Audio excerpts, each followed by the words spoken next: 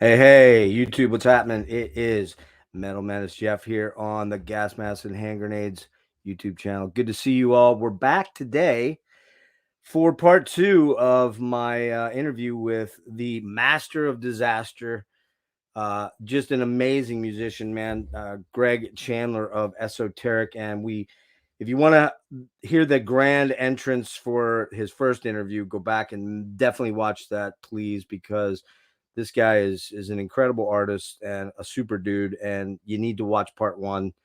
But you can watch part two either. It doesn't matter. Watch them both. That's what I think you should do. So without further ado, I'm going to bring Greg on in, and here he Hi. is. What's happening, man? Yeah, I'm good. Thanks. How are you? I'm hanging in there, hanging in there. We talked a little bit before we jumped on. So, and as I said, I apologize for not getting the questions to you sooner, No, like that's cool. Don't like worry. I had planned to, but I just kept finding things to add. So, Yeah, no problem. I want to try to move you as quick as I can today. I don't want to get too lost and stuff. And as I said to you privately after we got done, sometimes I tend to interject because I'm ADHD No and problem. Yeah. I have a thought and I'm like, I gotta interject this because I gotta let Greg Cool. understand where I'm coming from. Mm, And it's part of who I am. It's what I am. So no I problem. hope you enjoyed the first part and you're back. So Yeah, I yeah, it was guess good. I guess it didn't scare you completely away. No, no, I'm not the best at giving live interviews, but it was cool. You were very No, good dude, at it. I'm getting a lot of really good feedback from it. Privately, guys hitting me back. And I will tell you that one thing I'm starting to do, I'm going to start doing, I didn't have time to do it today, but I'm going to do it after the show, is I'm going to start doing these YouTube shorts, which are like minute long things where you do quick blurbs about whatever you got upcoming or just anything. You know what I mean? You can Yeah, do pretty much anything, but I'm going to start doing my interviews and my deep dives. Like I had a big Queen deep dive that I did last night that was like all 15 albums over 3 hours with a buddy of mine from Spirit of cool. Drift, the band Spirit of Drift. And I did a really funny intro. I'm not going to do a funny intro for Esoteric because there's not anything really funny about Esoteric. So I don't think we'll go there with you. Cool. Maybe I'll just come dressed in a cape with a gauze thing over my face and just go watch this interview. But I'm going to do that, and I think that'll start driving traffic. The thing about YouTube is it's a real tricky thing to find out where the algorithm is to Yeah, get yourself slotted into that stream. And the reality of it is, Greg, that doing 3 hour, 4 hour interviews is probably not. There's a niche group of people that yeah, really want to watch that stuff. hmm, Hardcore fans of you, of Esoteric, your other projects, they're gonna love this shit, right? But yeah, a lot of people are going to go, oh, 4 hours. I can't do that. You know, we live in this TikTok world, which I think you can appreciate the long form thing, obviously, because that's what yeah, you yeah, do. Right. yeah. So, all right, we'll jump into this. We finished up with Metamorphogenesis, Hmm. and we are now going to jump into the subconscious dissolution of the continuum. And can you make your titles of your albums any longer, sir? Tell me something about that title. What And here's a question I have later, which you'll see, but I'm going to ask it now. Yeah. Do you dislike, hate, whatever, when people say to you, what's that mean? What's that title mean? What's that song about? What's those Yeah. lyrics about? Tell me what your thoughts are on that. No, I don't mind that at all, to be honest. I mean, obviously, people are welcome to their own interpretations of what things mean and don't mean and so on. But I think it's nothing wrong at all with asking the band themselves what their meaning was behind it, or in terms of the album title, yeah, some of them do tend to be a little bit long-winded, but it's because there are a lot of albums already released out of there, so sometimes it's quite hard to find something that's going to be different. Yeah. Um, and the subconscious dissolution is basically, it's like the question of the point of death and the last moments of existence, what happens to the consciousness as the body dies. Yeah. That's basically what it is in a nutshell, in a brief description. Let me ask you something that brings up a tangential question that wasn't on the list. You're a thinker.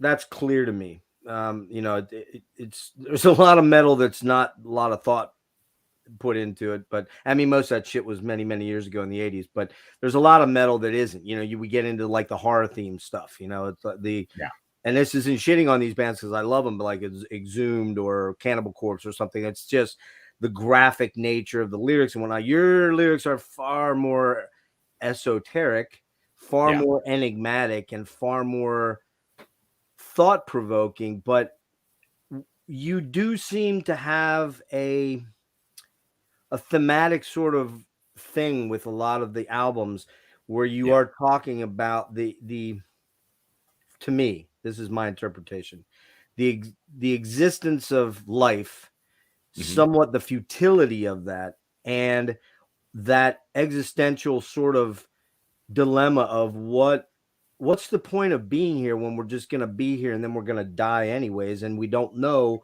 what's beyond that veil. Like, what's out? Am I even close? Yeah, sure. I mean, certainly there is. I mean, when you think about the existence of humans and the planet we live on, how long the planet has existed for, the human window is actually relatively quite short. Very. And when you spend, I like to spend time outside in nice landscapes and spending time outside in nature when I get the time. And when you're in these kind of landscapes and places, these awe-inspiring places, where you see how the planet has been formed over so many years, you realize how insignificant one life is, in terms of like the breadth of time and, existence itself. So I think there's that aspect of life being futile. And there's also the difficulties of life. I mean, everyone's life is difficult at times, I think, unless you're extremely lucky. And it's not necessarily meant to be completely negative, because obviously as far as I'm aware and believe, you only have one life, and you have to try and do what you can in it. Basically, it's not to lose time. Right, make the best of make the best of what you and try to live the best life you can. Right. Yeah, which isn't always easy to do because life can be very difficult at times. No, and there's if you are tuned into your music and you are a fan of your music, you will. I joke about. I mean, well, it's not a joke; it's the reality of it. But the songs are full of crushing heaviness and crushing darkness, but there's a lot of light and beauty and shards of hope and things generally within each song, because they're not 3-minute pop jangles. They're complex movements, so to speak, almost like symphonies of sickness. Now there's a title for never mind. Never mind. I was going to market that there for a second. That's a great album, that is. It is absolutely fucking killer album. So yeah, let's jump into this. So subconscious disillusion of the continuum, meaning subconsciously the thought process, that ending phase where we don't know and we won't know until we're at that moment how aware we're going to be. Now, somewhat thanks to, I would say, modern chemistry and modern pharmacology, many of us can coast out being in a narcotic state or in some sort of a changed state, so that we're not literally, because I think about this often, like think about like for US based people, like these soldiers that were out on the fighting in the Civil War, they're getting shot by cannons and their legs blown off and they're bleeding out, and what were their minds racing with? What were the thoughts? What were the final moments where before the door closes, what you're thinking? And that's the scary part of death to me. Being dead doesn't scare me personally. Yeah. Because I assume, I'm not an atheist. I'm like one. I don't know if you say this, and I probably shouldn't say. Do you know what an RCH is? No. Okay. In America, we have a statement that when something's super duper close, I'll say it this way: an R is red, and C is, I'm not going to say the word. And the third word is hair. Can you figure out what I'm going for there? Red, C, hair. Not really, no. 4-letter word, and you brick. Yeah, I gather what the word Right. is. Yeah. So the analogy there is, I'm not really keeping it clean. I'm keeping it clean for YouTube, not for kids, because I have my stuff marked not safe for kids. The thought process there is you're just right there on the verge, and there's the thinness of a hair, but between me being a hard agnostic and an atheist. Yeah. And my thought process is that, and I always go back to this when I talk to people that I meet that can have a civil conversation about religion. I'll say things like, well, okay, I respect your beliefs, and I do. I respect people that have beliefs and have faith. Yeah. That's totally cool to me, whether it's in God, Satan, whoever, whatever. But I often ask, well, what do you remember before you were born? Well, nothing. That's where I think we go again. Yeah. I just think we become part of a bigger energy source and we cease to be. That's my thought process. Yeah. And that doesn't scare me. It's that moment of not knowing I'm not going to be anymore. That 4 or 5 minutes or that 2 hours or whatever it is where I still have conscious thought. And they say hearing is the last thing that goes before you die. And knowing I may be still interpreting oral impulses and trying to assimilate that in a brain that's maybe not functioning properly anymore. That's the scary part of death, you know? So we've gotten off to a real happy start here. So you have another new drummer here. And this is where I mentioned the Spinal Tap stuff here, right? Does your drummer keep self-immolating or something like that? You never had a drummer that self-immolated, right? No. Okay. Check. It's been tempting to help them. What's that? Joking. It's been tempting to help them. Yeah, what's that giant red thing of gasoline you brought into practice today? Oh, nothing. It's petrol for I have to fill the car up later. So this is another shorter, more concise album again. Yeah. But it's been 5 years in the making. And Esoteric is known for long gaps between albums. But what was the lengthy gap between this one? Now you've moved to a different label. Was that part of it? You've gone to Season of Mist, right? Yeah, basically what happened was we actually recorded the album over a period of time between we actually used the same drummer as Metamorphogenesis, and he was the same guy. He wasn't. Yeah, it was the same guy. My bad. With Joe did join us later on, and we also had a drummer called Andy in between. But basically, the main reason that it came out a few years later than Metamorphogenesis was the album was recorded and finished like between 2001 and 2002. But then it took another year for us to find a label and release it. I mean, it didn't take a year to find a label, but by the time we'd sent it to different labels, spoken to them, and worked out who we were going to go with, and then got in the queue for a release date, then it was a year basically. Now, Seasons of Mist, is that? It's going to show my stupidity here. I should know this, but I don't. Was that started in the UK? No, they're a French label. It's French. Okay. Yeah. All right.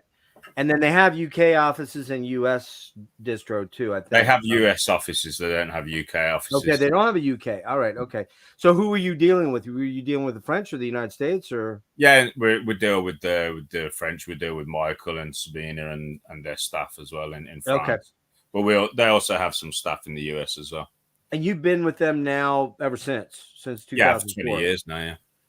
And you put out 4 albums in that time, right? Is that right? Yeah, that's right, yeah. Well, we're gonna get to that. I want to jump ahead. I want to jump ahead, but I don't want to jump ahead yet. So so they treat you right, total artistic freedom. Yeah, completely. I mean, we've been with them for 20 years because they're a good label. They help, they promote the albums well, they get us press around, reviews, interviews with each album release, and they're just everything works well, so we're happy where we are. And when you sign with them, is there like, the old days in the 70s and stuff, it was like you're doing a 10 album deal or something like, do you have like a specific number? Or is it kind of like, we'll do this album, then we'll do the next album, then we'll do the next album? It just kind of, or no? Yeah, no, it did start off with like a certain amount. I think it started off with 2 albums, and then we re-signed for another 2. Okay. And yeah, basically, it's just an ongoing thing, really, Right. an ongoing relationship. And no desire on your part to go anywhere else. You're very happy with him, man. No, we're happy. Yeah, we're happy with the Season of Mist, so no problem. The second track, Blood of the Eyes. That's an amazing, very, you probably heard this before. That's a very shoegazy post rock Yeah, funeral death doom track. How and why did that one come about, and who? I have that album. yeah, I do own that album. I can't find it. I searched out and found all my other shit. I don't know if I mentioned, but I had to move because of COVID back in February with my old yeah, man. And the place I came to much smaller. So all my CDs had to go in boxes in the closets. So yeah, I'm digging, throwing shit. I'm trying to find stuff. I have it. I just couldn't find it amongst the other 4 that I have. So, yeah. so I don't know who wrote that specifically. Okay, so it was Gordon that wrote the song, basically. I mean, with our songwriting, it depends. Sometimes one person will write the majority of a song or all of the song, and then we'll take it into rehearsal and work on it further and develop it and rehearse it for a long time. And other times we might come to, like with various other songs, it will start with a more collaborative effort, or one person will write certain parts and then everyone will write their own parts. It just depends, really. But the main songwriter for Blood of the Ice was Gordon. And when he comes in and says, "Hey, I got this idea," is it something that he just starts playing while you guys are rehearsing and jamming, or is it something he walked in with some sort of a relatively formative demo of already? Yeah, normally, like, well, from about that album onwards, we would just we were doing like home demos of songs at the writing stage, and that's something that we've always done since. We might record rehearsals as well sometimes, but generally speaking, we'll start off with like a demo that we'll build on. Now, do you get to jam your rehearsal space? Is it at Priory, or do you do it elsewhere? No, we rehearse in a different space. Okay. It's just easier, and it's also more central for everyone. Okay. In Birmingham. Is everybody pretty much located in the Birmingham area, or is there guys that are coming from London or far away, or? Well, nowadays we're all spread out. I'm actually the only person now left in Birmingham, and everyone else is either like Nottingham's furthest north. It's about an hour's drive, just over, and then furthest we've got our drummers in Worcester, Malvern, sorry, which is about an hour drive from the south, and then we've got another guitarist who's in Bristol, which is just under a 2-hour drive to Birmingham. Oh, wow. So, okay. So he's kind of far away. Yeah. Yeah, we're pretty spread out. How often do you guys rehearse these days versus maybe at the time of this album? Right. At the well, when we did Subconscious, 3 of us actually, when we were writing for that, 3 of us actually lived in the same house in Birmingham. Okay. But sorry, what was the start of the question again? Was how often do you rehearse now? Or rehearse. By rehearse, practice, same thing, right? Practice, rehearse, more or less.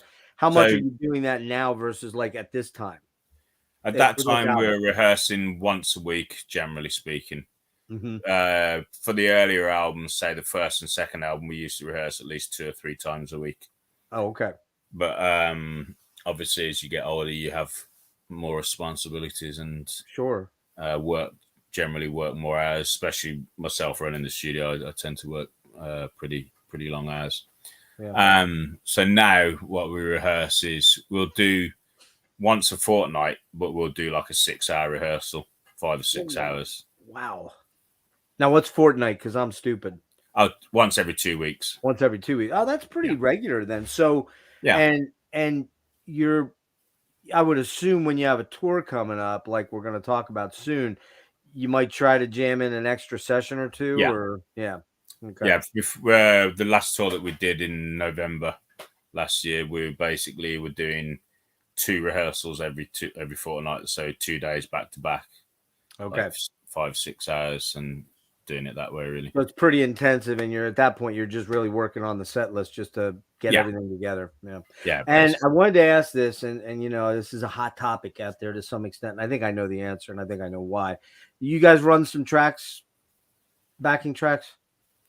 Yeah, we do nowadays, and we have done for the last like 9 years or so, because we don't have a keyboard player. Right. Mainly Anymore. all synths and stuff. Yeah. So Okay. it's just synths. We use it for samples, just basically from a laptop. We just run metronome to the drummer, and then I was going to say, you got to be with a click with that, right? You have to be on a click. for synchronization, you have to. You use all in ears, right? Live? No, Oh, no, just no. I mean, it's something that we are starting to consider, but because our setup's quite complicated when we play live with all the effects, generally our change over time tends to be mostly just setting up and getting ready. So in ears is like an extra thing. I'm shocked you don't use those. I'm a little surprised by that. That's especially with as complex and as much as you've got going on. That shows you guys are pretty good musicians to be able to. Now, I've never seen you live, so I don't know if it's a clusterfuck or not. But the stuff I've seen of video live doesn't appear to be that way. It looks like you guys are pretty locked in. Yeah. Well, I mean, we always rehearse, so we don't. So really you're well rehearsed. Yeah. So going back to that track real quick, that's at that point, that's a kind of a different sound for Esoteric a little bit, because there's a lot more of that shoegazy thing going on in that song than I think had ever been before. There were a lot of mellow, cool, ethereal parts, but that one is very distinctively, it stands out. And I'll remember I got this was the third one I got, because I got Pernicious and the two epistemological first. Yeah. And I was like, whoa, man, these guys. And I hadn't heard Metamorphogenesis, which was a mistake. I missed that one somehow.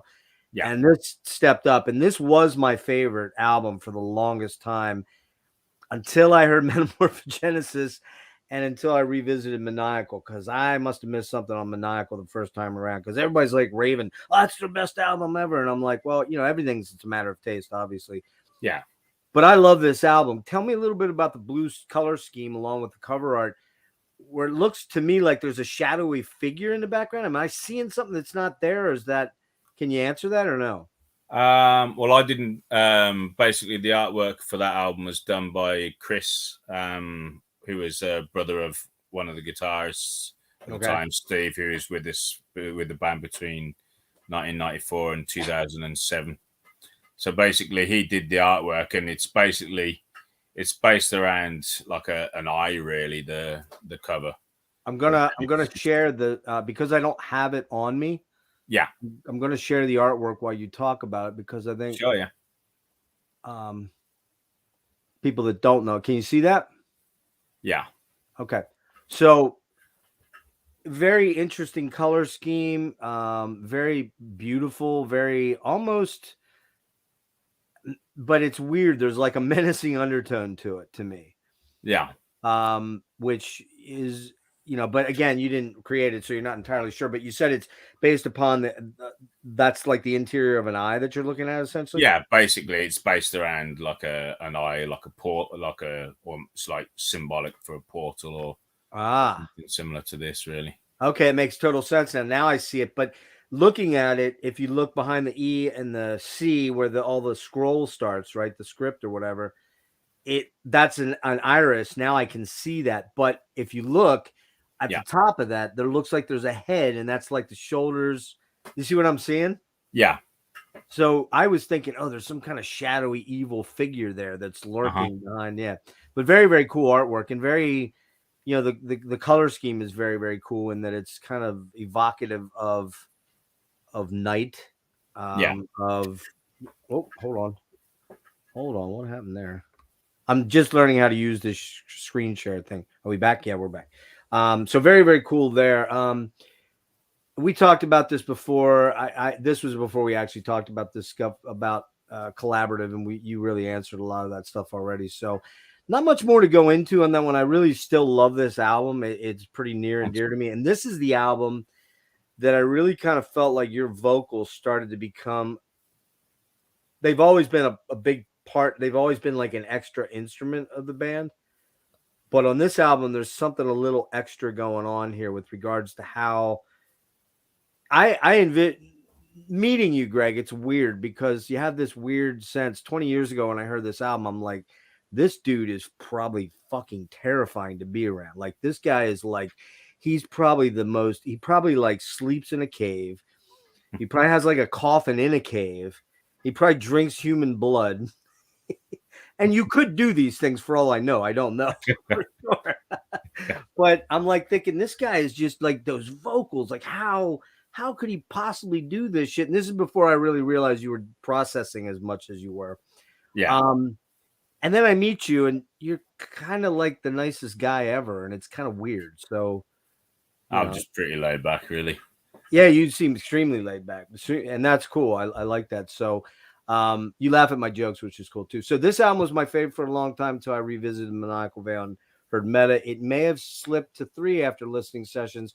It's still stunningly haunting and beautiful and terrifying at the same time. And the blood, the Blood of the Eyes is still like a top 5 track for me, maybe even a top 3 track for me, possibly top 3. As I said, the production is amazingly clear and crystalline, giving every instrument space to open up and crush you. This is a 9. I put 9 out of 10. I think it's more like a 9.5 out of 10 for me all day. So, I like to give my little Thanks, rundowns. Maniacal Veil released June 2008. So we're talking about 4 years later, which generally that's kind of your schedule more or less until we get to the last album. Yeah. So you're back testing the limits of your listeners' sanity. Yeah. And intestinal fortitude with a double album, 140 minutes long. It can never be said that you guys don't give maximum. I'm sorry? I think it is 100. Oh, 100 minutes. Yeah. I'm an hour 40. I meant an hour 40. I wrote 140 minutes. Yeah. Yeah. Yes, 100 minutes. It can never be said that you guys don't give maximum value for money. That's for damn sure. You really do.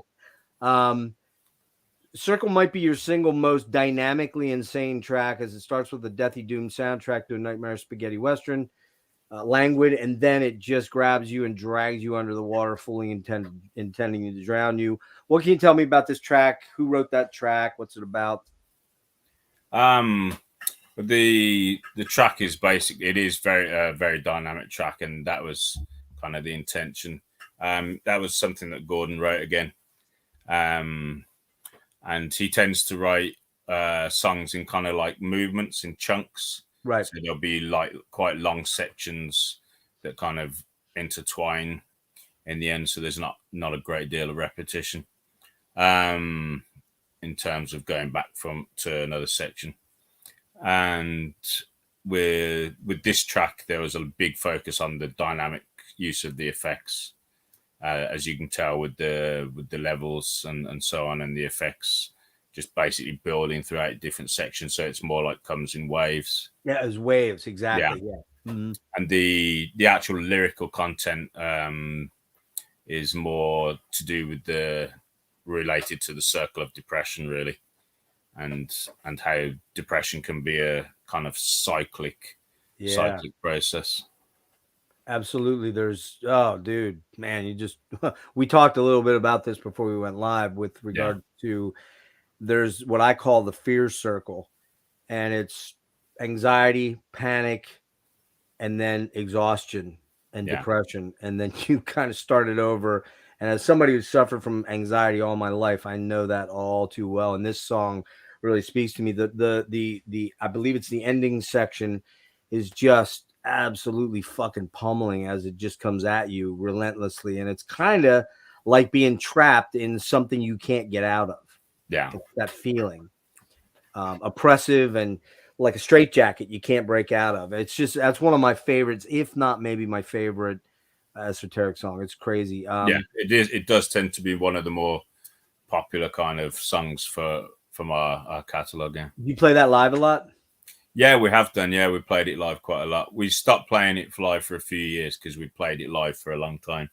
Right. But then on the last tour, we actually brought it back into the set for the first time in a few years. I'm going to say this again, even though I've said it a couple times before. What I find really fascinating about this album, other than the ridiculously high praise it gets, and it's well warranted. Thanks, man. But the praise is, as you're probably aware, the praise for this album is really high. If you go on Rate Your Music, you ever check that site? I don't really know, but I did hear that it got quite a good rating. It's the one When that's it came always out. up there at the top. And the truth is, like, all your albums are way up there. Like, there's not a lot of bands. Every band kind of, well, I'm going to jump ahead. I put this as my last sort of question regarding Esoteric, but when are you guys going to release a shit album? Oh, that's for everyone else to decide. That's a good point. That's a good point. Way to throw it back at me, sir. Touche. But the thing I find really crazy about it is that these songs are sometimes glacial, sometimes not so glacial, but there's a, as you said, things come in waves. Yeah. And the waves always, there never is, since epistemological, I think there's some moments there that are a little stilty or stilted, I guess is the word, where maybe the transitions weren't completely fleshed out entirely before you didn't have a lot of time probably to figure them out. Whereas now everything seems very calculated and everything is it overlaps and undulates and complements each other, and you don't have any abrupt, weird transitions. And what blows my mind is that the sense of dynamics and atmosphere on this album, it just has that in such intense amounts. And I'm a musician, Greg. I'm actually not a bad guitar player. Yeah. But I don't get how the fuck you guys do these ever shifting soundscapes that never sound dull or repetitive. Do you ever think about that? Like, does that ever cross your mind?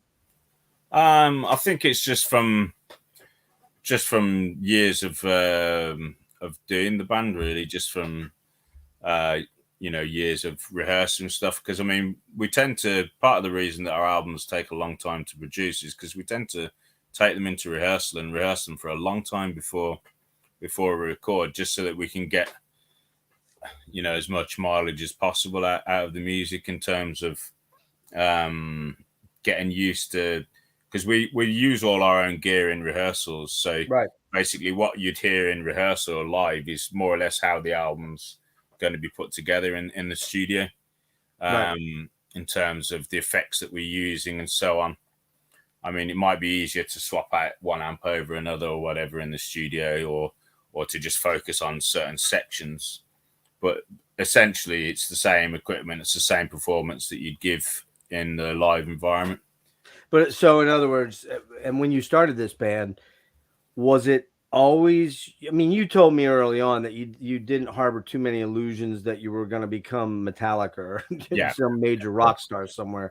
Yeah. But as a young guy, let's be honest with you, part of the reason that we dudes do this, because I played in cover bands and stuff like that, is I could never get it together with original, because I could just never get guys that would stick it out, and as you know, that's very hard. Yeah. That's why bands have so many changes. Oh, absolutely, especially drummers too. If you don't self-immolate them, or if you don't blow them up or something like that. But the one of the main reasons I did it as a late teen, early 20s guy was, I wanted to pick up chicks. I wanted to be cool, man. I wanted to get up there and have people adulate me and stuff. You must have gotten through that phase fairly quickly. I don't think we were ever really in that phase, to be honest. We were quite. You weren't a chick band, right? No, we just kind of. It was more like just to create really extreme music, and we didn't expect any kind of level of popularity. And back then, in the early 90s, I mean, there were very few women going to extreme metal gigs, so it never really entered our thoughts. I mean, certainly not something like that. It's just basically we started doing music for the sake of music, for our own kind of enjoyment, and then if people like it, if they buy albums or if they buy our music, then that's a bonus. That's something that we're obviously going to really appreciate, and it helped the band to continue. But it wasn't the original thought point of doing the band. We thought it was. I mean, it did take a long time. It took quite a few years for our music to become more acceptable. So, yeah, I mean, you're talking about on a larger scale. yeah, but I mean, extreme doom is never going to be on a large scale anyway. Even 30 years later. Well, let me ask you this: so you're playing some gigs back then. Were you playing more regular gigs, like in the early phase of the band, like the demo phase into the first two albums, or not?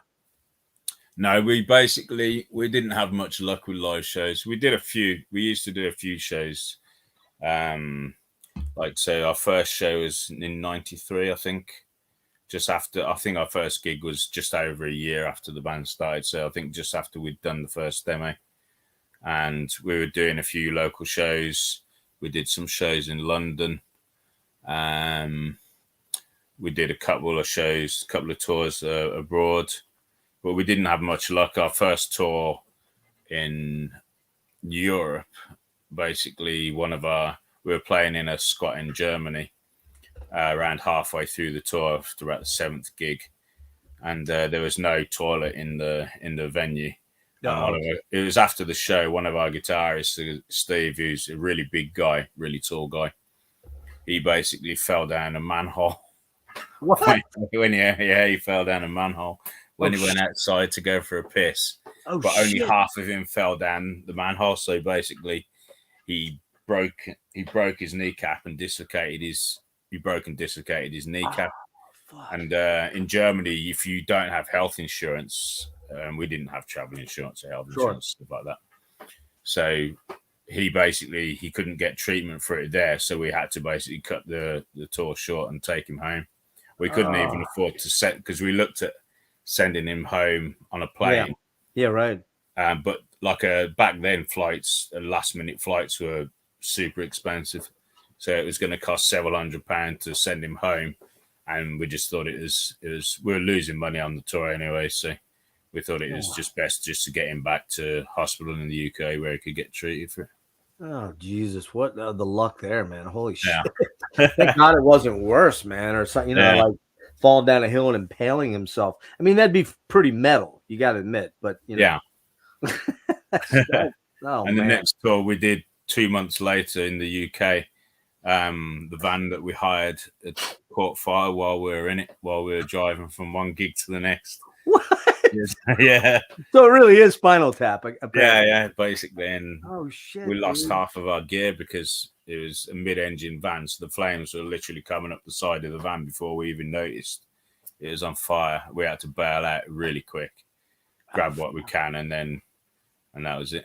Oh, dude, and that's probably when you just look at each other and go, "Fuck this, man! Just fuck this, man! I'm gonna go be a carpenter. Forget it, It was that, and the lack of, just the bad luck, the fact that it was really hard to get paid anything to help towards costs or to cover your costs back then. I mean, right. Well, I would assume now you have to, like, you've got a tour going up where you're going into Australia, and we'll talk about that in a few minutes. But yeah, you have to have some form of insurance, I would assume, right?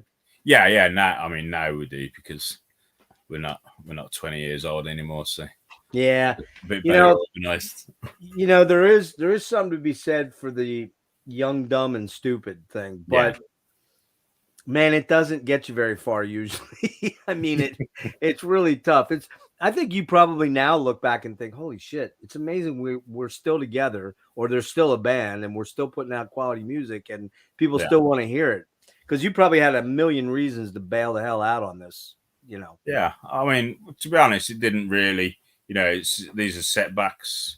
It didn't really put us off, to be honest. It put us off playing live for a while. But that was mainly not necessarily because of the problems at the show, at the tours, but it was more like just lack of stability in the lineup, not having a permanent drummer for a long time. Yeah, we had a session drummer for those tours, and he basically stopped after that. Sadly, he passed away a few years ago. Oh shit! No kidding. Yeah, young, like your age or in your age range? Yeah, well, he was 42 when he died, and it was 5 years ago. So yeah. God. And Gordon and the other guys, the early guys, Bedozy, and you guys were all the same relative age, or? Yeah, we're all like within 2 years of each other. Okay. Yeah. real quick on the so the quickening is just a haunting as hell track. It builds with this eerie pulse until the crushing waves of guitars just hit you like a sledgehammer, and your vocals are probably the most intelligible that I've ever heard on an Esoteric record on that song. Do you Yeah. agree? Yeah. I can actually Yeah. understand what you're saying. Well, it's not like a full growl, Right. until the heaviest part of the song comes in. So it's more of a whisper. Let me ask you about that. You know, I know Michael Ockerfeld pretty well. Used to hang out with him back when they were not quite as big as they are now, and I've Yeah. hung out with Jonas from Catatonia and some of the bigger dudes, and I've tried to do death vocals, and I cannot do it because I shred my voice. How do you approach death vocals? You just have to. I don't know. It's something that I've been doing for so long. I don't really think about it too much, but it's technique. I think is part of the thing. But if I also notice if I do have a break from doing vocals, then it does shred on your voice more. But if you're doing it regularly, then your voice lasts for hours. So it just depends on. It's like one of those things. If you don't do it for a while, then the rawness can creep back in. Let me ask you this, and you don't have to answer if you don't want to. Do you smoke? No, I used to. Okay, and I don't mean weed. I'm just talking about smoked cigarettes.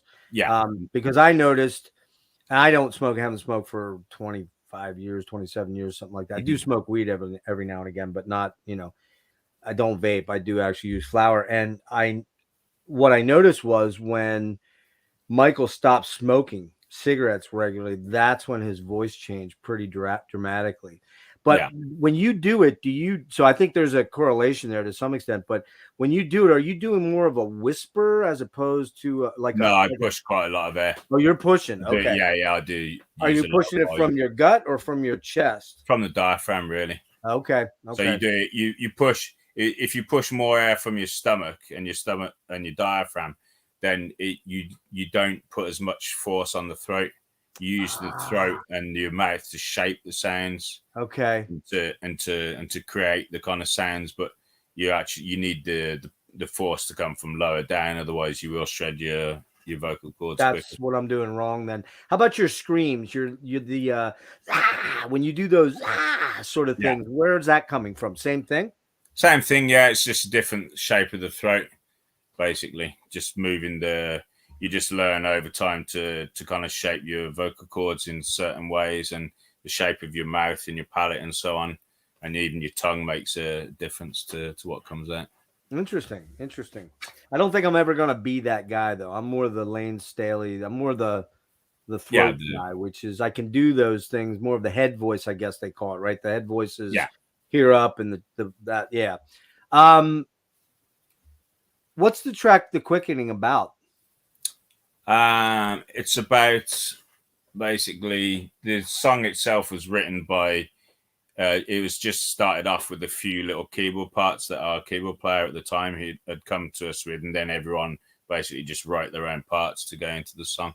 Right. But lyrically, it's about the quickening. It's about when the mind is racing and losing control of mental stability.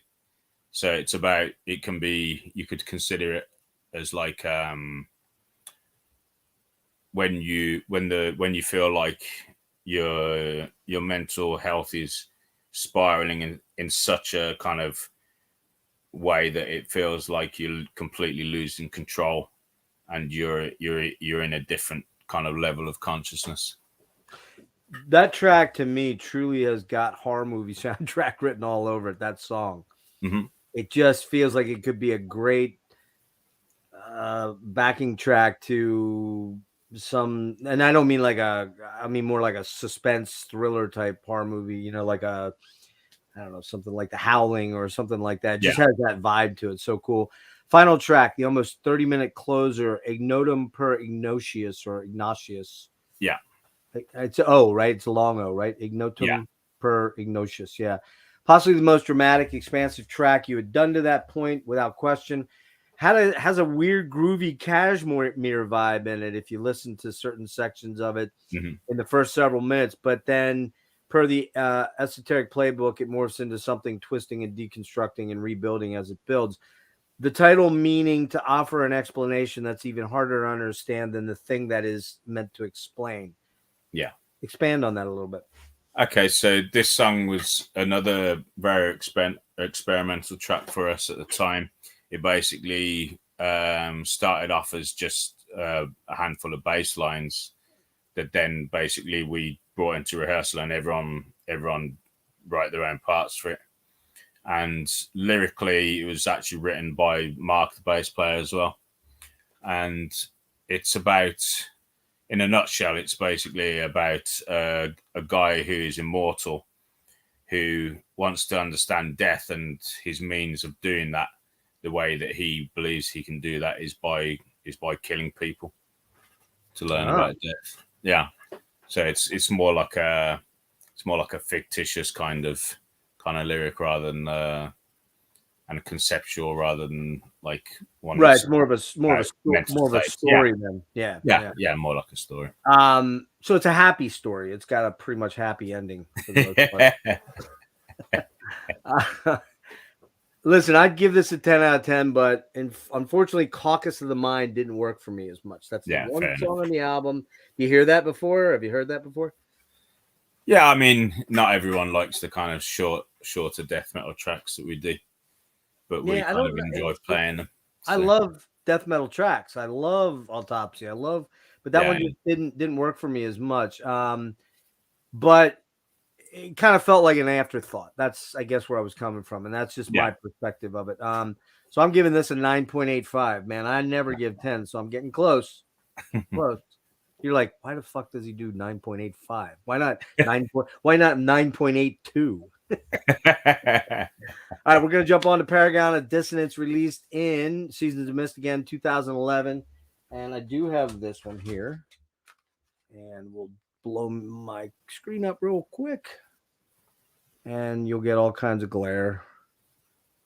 Now, this one is very dark, but very cool artwork. The color palette is extremely dark, but there's a lot going on in here. And once again, we have 94 minutes of music now. So we're at an hour and 34, just ever so slightly shorter than Maniacal Veil. Yeah. And just real quick on Maniacal Veil, how did that album perform for you as far as, like comparatively speaking? It's hard to say really, because we release albums a few years apart. And in terms of hard to track. Yeah, it's hard to track. I mean, as someone in a band, you don't necessarily get a clear idea of what people do and don't like. I mean, you see some feedback, and you might see the odd review or whatever, but I don't tend to seek things out like that, to be honest. And you don't get statements from like Seasons of Mist going, oh yeah, we get sales statements, but okay. but because of the transition in our kind of lifetime of being a band, the transition from everything being physical sales to then stuff being downloads and so on and streaming, it's hard to, it's not comparing apples to apples really from one album to another. Yeah, I mean, physical, our first album probably sold as many copies as our last album. In terms of in CD, it would have been probably even more, but it would have taken a lot longer to actually sell that. Plus, it was just a different era. More people people bought CDs. So yeah, physical has changed, or excuse me, the streaming thing has changed the game, because physical now, it used to be you had to sell 200,000 albums to get on the Billboard charts. Now you can sell, if you sell 60,000, you're at the top of the Billboard chart. So it's exactly. So things have changed. Well, it's hard to compare, but I would say probably from my perspective, the most popular albums we've released amongst our fan base seem to be Pernicious Enigma and the Maniacal Veil. Okay. And I would probably agree with that on a personal level. Since you brought it up, what is your perspective on streaming? Like, how do you feel about that? I don't have a strong opinion about it, because I think, I think it's not the ideal situation for artists, for bands, but at the same time, it's more the fact that it's like the big tech companies like Spotify and Google and YouTube, they'll be coining more than the artists, for example. So I don't like it from that perspective, but from the perspective of it allows people that may not necessarily be able to afford to buy music to engage with music and to consume music. I don't mind that at all. Wow, that's a cool. So you're not Metallica then, apparently. Well, no, but I think Metallica probably weren't concerned necessarily about their own wealth, but about what it would do to music in general. Everybody else, yeah. Yeah. No, and I agree with that. I mean, a lot of people look back, having, and you were there too, having been there, done that, everyone was like, they're just being super greedy, man. They just want more money. Yeah.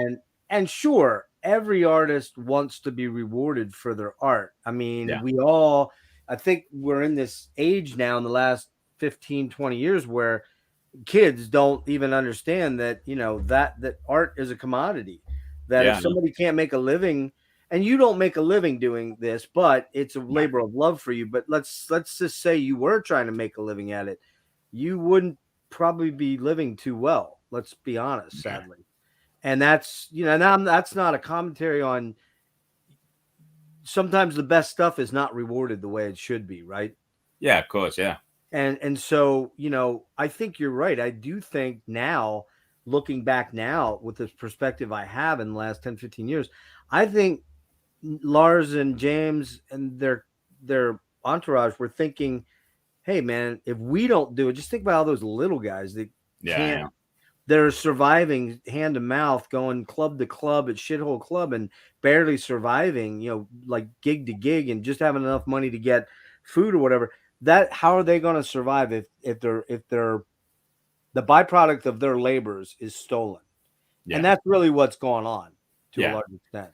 I think streaming's fine if it's, people can pay what they can afford, or if they can't afford, they can still get music, because I think music's very important for everyone to have access to. But there's also going to be some level where people who can genuinely afford to pay for music and buy music are just not doing it anymore because they don't need to. And not only that, doesn't sit quite so well. Yeah, and not only that, I'm sure if we bring up, what's that guy's name, the Swedish dude that created Spotify, is Sweetie? Daniel. Yeah. I mean, what a fucking piece of shit that dude is. Yeah. Like, just becoming a multi-millionaire off of the backs of you guys. Yeah. That fucker can rot in hell as far as I'm concerned. I'm just being straight up. That's Spotify is when you think about Spotify as one example, it's a no-brainer for the consumer, because you either put up with ads and have it free, or you pay £5 a month, which is like in Birmingham, that's the cost of 1 pint of beer in a pub. Yeah. And you have access to all that music. That's the price of a coffee in, Starbucks or whatever. Yeah. Yeah. So, and you have access to all that music all the time for, I will tell you, I mean, if you saw what's sitting around me and what's behind me, you can see it. Yeah. I don't do that, dude. I don't use Spotify. I use Starbucks either. I do use Starbucks. Well, I don't buy Starbucks. I buy my own coffee, make my own coffee. But I use YouTube to peruse stuff that I, like today, I was listening to the last album on YouTube. Yeah. And that's on Seasons. Okay. I don't know if anybody's getting any money from that or not, but I don't want to steal music, man. It's just, and as a musician, it even hits me even more. I just don't want to do that. Yeah. Call me old fashioned, call me an old geezer. I don't know. That's probably true, but it's not really stealing, but I know what you're saying. I prefer to buy CDs and vinyl myself and listen. I don't have a Spotify account. Nope. I don't use streaming. Neither do I. On a rare occasions, I will listen to one Spotify podcast, Stephen Wilson and Tim Bonas, and that's I'll occasionally hook into their thing that they're doing, but it's rare. I even go months without even checking to see what's going on. But all right, so Paragon of Dissonance. One thing I noted on this album is the incredible carryover of melodic motifs on this album. Yeah. Especially the ending of Abandonment, which is a fucking amazing track. I think that's one you wrote, right? No, I didn't write. I did the lyrics, but I didn't write the lyrics. Was that Gordon? No, that was Jim. Jim. We got to talk about Jim. Because actually, it's the next question. Also, speak about the addition of Jim Nolan, who contributes a lot to this album and co-writes on music. Where did he come from? How important were his contributions, given the fact that Gordon didn't seem to be as involved on this album? Can you speak about that? Yeah, sure. Well, basically, Jim was the replacement for guitarist Steve. He was one of the long-term members of the band, left in 2007. Jim joined us we used a couple of session guys like Ilya from Indestinence and Chris from Hypnosis and Camel of Doom.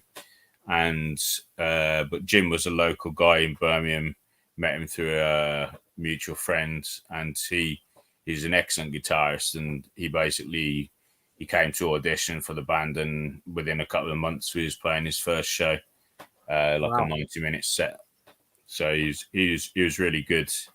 Very fast at learning stuff and very proficient guitar player. So he did quite a lot of writing on the Paragon of Dissonance, and he was in the band for a long time. Sadly, he had to leave at the end of 2019. Actually, What happened there? Can you speak to that or no? Yeah, sure. I mean, basically, it just felt like the right kind of moment for him to duck out. He had a lot going on in his personal life, like responsibility wise with his family. Mm-hmm. His big family, and it was just very difficult for him to commit the time and energy and effort to all the to do as many shows as he wanted to do and to keep it going. And because he didn't want to hold the band back in any way, so he just decided it was probably best to move on, really. We talked a little bit about this real quick, but this is one of the off-script questions I had that you might not want to touch on. We touched on a little bit about Gordon leaving. Was that tough for you, man? Because you guys have been there from the beginning. Was that? It was very tough for me. Yeah, was it something you saw coming though? Kind of, yeah. Because it wasn't. I mean, Gordon has kind of ducked out of the band for brief periods before, but he'd never kind of left on a long-term hiatus. Mm-hmm. And this time it was, well, obviously it's definite now because it's been 3 years since he's left. But it was difficult for me. It was difficult for all of us core members of the band because Mark's been in the band a long time, bass player. Right. Joe, our drummer's been with us since 2007. And Jim was still in the band when Gordon left as well. And basically, it was we tried to make things work, but it was just time for him to call it a day. I think at the end of the day, I mean, we're still very good friends. I was going to say, are you guys friends? Yeah. Okay. And still, which is more important, really, than anything else, right? Yeah, of course. Yeah. I mean, we've been close friends for over 30 years, so there wasn't, no matter what happened with the band, that was never going to change. That's cool. That's cool. I wasn't sure if there was, I think you had indicated it was just his time. He felt it was his time and all that stuff. He's a teacher, I believe, in a music school or something. Is he a music teacher, I believe? Yeah, he teaches in a music college. Yeah. So it's hard for him to get, it was always difficult for him in the last few years to get time off to do shows, and especially for tours. He became more and more limited as to when he could and couldn't take time off and so on, and just became very difficult. You did a fair amount of writing on this one too. Was it primarily just that your pieces of work were the ones that everyone agreed were the best tracks to go on? I mean, it's not, well, I mean, we generally decide fairly early on when we're working on songs if they're going to make an album or not. We don't have too much that we just, I mean, we might cut out sections of songs and so on and rework them or whatever, or put them on a back burner for a while. But generally speaking, if we're working on a song for a long time, we will generally use it at some point at least. And I think the reason, well, it depends on which album you look at, because in the past I had written quite a lot of the material as well. Even before I was playing guitar in the band, I was probably on the earlier albums of the band, I actually did more writing than I have done on more recent. So, okay, I think it's mainly because I'm running a business full time, tend to work a hell of a lot of hours, and don't always have time to work as much on new music as I'd like. So that's why it's slowed down a bit in more recent years. So that answers the long gap of Yeah. almost 9 years before Pyrrhic, which we're almost to. Yeah. There's a decidedly swirling feeling of positivity in some of these songs on Paragon, believe it or not. At least I interpreted them that way. As far as the melodies go, would you agree with that at all? Or yeah, because I think Jim's that was the first album that Jim had been on in the band, and his style of guitar playing is a bit more melodic. Okay, I would say than the guy who replaced Steve. Okay, I was thinking in particular the ending of Abandonment was one, and then the other one was Beginning of Non-Being, that has a real melodic sort of vibe to it. Again, these songs are sprawling and engulfing. How much does it take out of you creatively to bring them to life, so to speak? It's hard to say really, because they tend to happen over a period of time rather than sitting down intensely, spending a long time on one song in a course of a week or it months. Tends to be like something you dip in and out of over a long period. Yeah, I mean, these tracks, a lot of these things are probably things you work on for years, like potentially. Yeah, at maybe least, not years, at least but I on the mean long details, periods. Long periods of time. I hadn't listened to this one in quite a long time, and as always with every Esoteric album, it's a commitment of time and emotional, and it's a visceral a commitment in a lot of ways. You're emotionally connected to it. You really have to listen to Esoteric music. It's not like, I don't know, it's not like listening, and this isn't a knock on Ghost, but it's not like listening to the latest Ghost track where it's got a pop vibe to it and there's hooks, and which that takes creative ability as well. You don't, of course, I'm not in any way, shape, or form denigrating them. But there's so much. I kind of feel drained after I listen to two albums. Like today, I got really into Dissonance and Pyrrhic, and after we're done, I'm probably gonna take a nap. Like it is like an investment emotionally. It is. It's not easy listening. I mean, that's the thing with the band. It's never been easy listening. It's something you can't really put it on as background music either. No. Not without really knowing the music. Otherwise, you're going to miss most of what's going on. Exactly. You're going to miss all of it. You're really not. You might pick up a melody here or there. You might pick up a scream here or there. But you're right. This is absolutely not background music ever. Yeah. It's not. It's just not that designed that way. So the multi-layering and the attention to detail is crazy on Paragon Distance. Once again, another masterpiece, a 9.75, and that's only because I rarely feel like I can declare an album perfect, but this is close. They all are, they're all like in that range of, I should just say they're all 10 out of 10s. I have a buddy that I do a lot of deep dives with, and he's always like, 10 out of 10. I'm like, dude, that's all you ever say is 10 out of 10s. How's that possible? My buddy Jimmy. So A Pyrrhic Existence. Pyrrhic? Am I saying that right? Pyrrhic? Pyrrhic. Pyrrhic. Okay. Pyrrhic Existence. 2019 release. Again, Season of Mist. Almost 9 years between Paragon and Pyrrhic. What was the delay? You kind of told me you've got life getting in the way. You've got a busy business. It was life. It was just, there was a period as well where we weren't rehearsing as much. Our bassist, he was in England. He's an Australian, actually. He was living in England, and then he moved to Norway as well. Oh, wow. Yeah, that kind of... but we've carried on and we managed to make it work. But there were just a lot of different reasons, really. We went through a period where we didn't rehearse as regularly, or we didn't get as much rehearsal time. And we were just doing... Sometimes it's hard to also, when you're a band of people with full-time jobs, it's hard to actually find enough time to both work on new material and to rehearse for gigs that are coming up.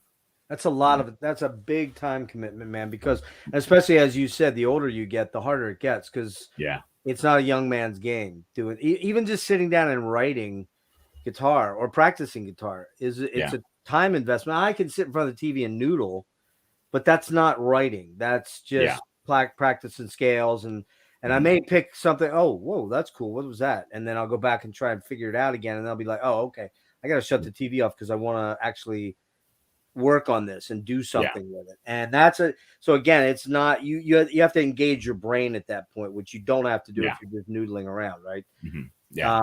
Plus, if you do long hours, you're not always going to pick up your guitar at the end of the day and do something creative. You just want to jam, or you've got half an hour. By the time you've got into starting something, you kind of like you're already tired. So you're like, well, let's see. Do I want to jam or do I want to crash? I haven't slept more than 5 hours for 3 weeks. Maybe I'll just get 8 hours tonight, right? Yeah. And you don't have kids either, dude. So no. Yeah, imagine that if you did. It's a totally different ball. That's why my rock star career came to a screeching halt. My ex-wife was came to me one day, and actually it's a funny story. She handed me the birth early pregnancy test thing. Yeah. And I wasn't really paying attention. I think I was looking at a Soundgarden album or something like that. She walked up and like put it in front of my face, and I thought it was a sex toy for me. And I went, what the? Oh, I'm like, oh. And I'm like, what the? Oh, I'm like, really? Oh. And then the waves of fear washed over me. I was like, fuck. Oh, God. I knew there was a price to pay for that. Kidding. I love my kids to death. And my oldest kid is a monster fucking guitar player. Guitar player. Kicks my ass regularly. Pyrrhic. I already asked you this about asking about interviews and what it means, and you're cool with that. So not many would know what Pyrrhic means without looking it up. It means one at too great a cost for it to have been worthwhile to the victor. In other words, doing something and winning something at a cost that wasn't really worth the effort. And not many would know what Pyrrhic means without looking it up. What is the conceptual meaning of the album title in regards to the lyrical messages on a broader scale? What are you meaning, or do you want it to be up to the listener? And before you answer that real quick, my take is that this title is a broader commentary on life in general, that for most of us not born to privilege, you said this earlier, which was interesting. It hit me. I'm like, he's thinking exactly like I am. Or notoriety or celebrity or beauty, life can be a very difficult and painful experience where suffering is often a huge part of the equation. Are you in broad terms referencing those kind of conceptual realities for a lot of us? Yeah, basically you hit the nail on the head. It's related to life. The title means an interpretation of life, because sometimes the kind of paths that life take you through, the actual suffering or the difficult times can at times feel like they outweigh the justification for staying alive. So here's what I said. In other words, surviving is often a hollow victory. And that's just interpreting the lyrics and reading them, and not so much the music itself, because there's a lot of beautifully moving music on this album. It's just I mean, I keep saying it. You guys keep leveling up, but there really isn't any other level to go to. I mean, you've kind of, in my opinion, well, I guess that's not right to say that, but you keep leveling up, and I keep going, when's the shit album going to come? When are they going to put out some crappy thing that I start listening to and going, yeah, nah, I'm done. You know what I mean? I don't see that happening with you guys, but I kept thinking that's what this is about. Surviving is often a hollow victory for a lot of people. You see it all over the world. So much suffering, man. It's like how, and this gets into the whole religious thing. How can there be a divine deity and a divine thing that creates so much fucking horror and so much human suffering? What we see in Ukraine and all over the world, man, natural disasters and things. How is there some divine thing that's pulling the strings on this? And if there is, he's a sadistic motherfucker. You know what I mean? Yeah. Rotting in Dereliction has some searing lead work on it at the 7-minute mark. Is that Jim? No, that's me. That's you? Yeah. Bro. No. That's killer, man. That is killer. I love it. The interesting thing about Esoteric too is rarely ever are you going to hear sweep picking. I don't think there's any sweep picking on any of your stuff, but you're not going to hear a lot of tapping. Although I did hear a little tapping in this album. Oh, you mean you're on about earlier than 7 minutes? I think. Yeah, you're on about about 7 the minutes fast in. part. Yeah. The fast, yeah, that one is Jim actually. Yeah. Okay. Very melodic, incredibly cool playing. And that's not to say your playing isn't. We'd have to sit down and hang and drink a couple beers and go through each song. You know, I'd be like, oh, what's that, man? Was that you? You know, I could just, you think I'm a nerd now. If we had a couple beers and we were sitting in the same pub or whatever, listening to this, or, you know, whatever, your living room or something, I'd be like, bro, what is that? Like, what did you show me that right now? But get a manly guitar, not that Parker Fly thing, man. No, I'm just kidding. I'm gonna break your balls about that. I love those guitars. You just don't ever see them anywhere. Okay, on a broader tangent. Well, here's the thing. On a broader tangent regarding lead playing, is the primary lead work down to the guy that typically wrote the song, or is it dispersed throughout, or how's that go down? Or is it just, hey, I got a good part for this. Yeah, that sounds great. Let's do it that way. It can be any combination of those things. Sometimes the lead parts will be written by the person that's written the song or the basis of the song. Other times it'll be just like, yeah, you do a lead there, and we'll choose who plays it depending on what the kind of style or what it should feel like. So Gordon's leads tend to be a bit more melodic and effects driven. Mine tend to be a little more on the sinister side, and Jim's tended to be a little more on the melodic but faster side. Yeah, again, like I said, maybe I didn't pick up on, but I don't think I've ever heard a sweep picked solo in any of your songs. No, you know, there's a tiny bit of sweep picking on Metamorphogenesis, but you'd blink and miss it. I have to go back and check that. Is it on the first song? Is it on Dissident? It's on Secret of the Secret. All right, I'll go back and check that out because I'm very, as you can tell, I'm pretty detailed oriented. And I listen for that stuff, and I cannot really sweep. I can do like 3-string sweeps because I have this. You can see my fingers all fucked up. I had a soccer injury, and I can't. Well, I have small fingers to begin with, so sweeping was never going to be an easy thing for me. But once that happened, I lost literally a half an inch on my finger, and I used to be able to do, the Rat song "Lay It Down." Yeah, that has that crazy ass weird fucking stretch that Warren DeMartini does. I used to be able to do it. Now I can't get close to it, so whatever. Sorry. Let's see. Antim Yatra. Very cool ambient psychedelic synthy thing that reminds me of a mix between Tangerine Dream, Gary Newman, and are you familiar with Bill Lieb and Reese Fulber, Frontline Assembly? Frontline Assembly, I know. I don't know so well, but I know of the band. Yeah. Well, they have a bunch of they have a million offshoot bands like Noise Unit and all kind of shit. But they have this one, what I would call very dark ambient sort of thing, called Synesthesia. Okay, and it's very reminiscent. I'll send you a link when we get done here. I got to remember to send you some stuff. Yeah, I think you mentioned it before, actually, very briefly. Very, very cool stuff. Yeah. But Tangerine Dream, one of my favorite, and I could hear a lot of cool ambient Tangerine Dream textures going on there. That shit's killer. When are we going to do a full-on esoteric synth album? Oh, I don't think we will, to be honest. But we do have synth work in the songs, and you probably noticed as well on some of our albums, we put like little synth segues together. Yeah. In between the songs to kind of. But that song's very, very cool. What led you to go with that on an album where you're generally guitar driven? Was it just so cool? You're like, yeah, we got to put this on. Yeah, I mean, we've always been open to the ideas. I mean, even the end of Subconscious, there's a song called Arcane Dissolution, which is mainly synth driven, and basically that song Antin Yatra came out of an improvisation that Gordon and Mark did at one time together. They were just jamming on synths, and basically that song developed from there. Gordon's he was one of the original like synth guys in the band, right? He was doing a lot of early synth work. Yeah, that's right. Yeah, he did the synth work on the first and second.